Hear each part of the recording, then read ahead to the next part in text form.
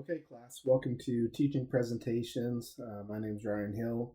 I'm going to talk to you about page elements. So first off, page elements are always started with a start tag and then with an end with an end tag.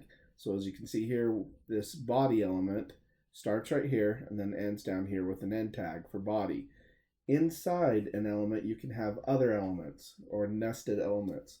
So inside the body, normally we have at least a header, a main, and a footer is kind of the standard for the body.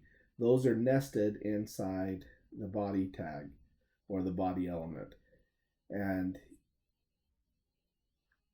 each of those are also a parent-child relationship. So you got your body, which is the parent, and then the children of that, you have a div of the with the class content, and then a header, main, and footer, which are children of the body. The body of the page is, again, usually made up of header, main, footer. We can see that represented here on BYU Idaho's website. This is the homepage for BYU Idaho. If you looked over here in the programming or the HTML, you've got your header here, and was highlighted in blue. Then you got your body, which goes down highlighted in blue, and it's just above here, right here. Then we go down to the footer. The footer often has links, the copyright, and other information there, and that makes up the body of the page. Section, article, and div we'll show you on this site. This is kind of a cool site. It has some really good programming to it, really interactive. The section, article, and div are containers that contain themselves. So this page is separated into different sections. You got your top section and then this bottom section. That bottom section, so you can see they're separated here, we're into the bottom section. It is separated itself into 4 different articles.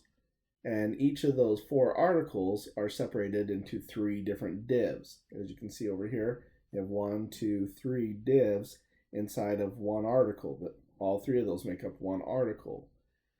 And all 4 of those articles make up the lower section of this page. So you've got 1, 2, 3, 4 articles making up the lower section, which is part of the body.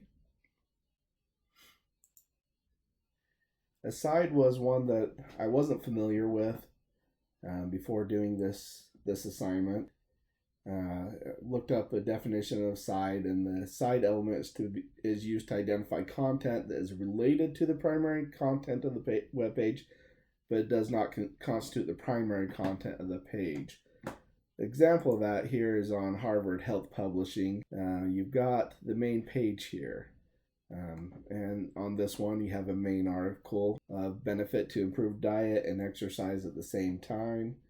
And one thing that we want to remember, or try to remember on a side, is they are related to Harvard Health Medical, but they're not necessarily related to this article. A lot of that would be like bibliographies or endnotes, comments, pull quotes, editorial sidebars, additional information, website sidebars, or other unrelated content, but that's related to Harvard. So over here, we'll look at it. We've got an article, main article here. Well, you got your main, and then you come down, you got your article right here. And then inside the article, you have an aside.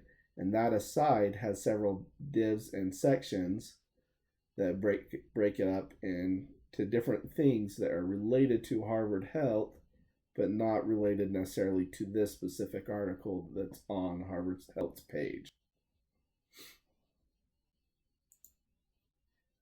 Nav, I think most of us have dealt with navs.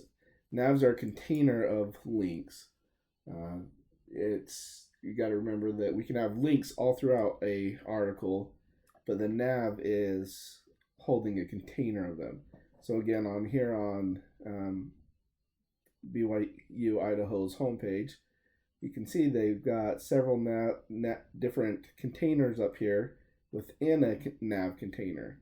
Now each of those containers or divs inside the nav container, as we come down, you got this div right up here. We'll show it to you right here.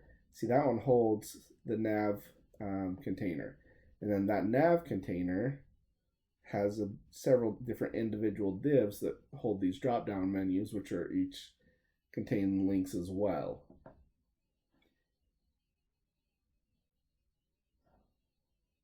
And that should show you kind of what the nav container is. This is kind of done in a different way than what we're used to seeing.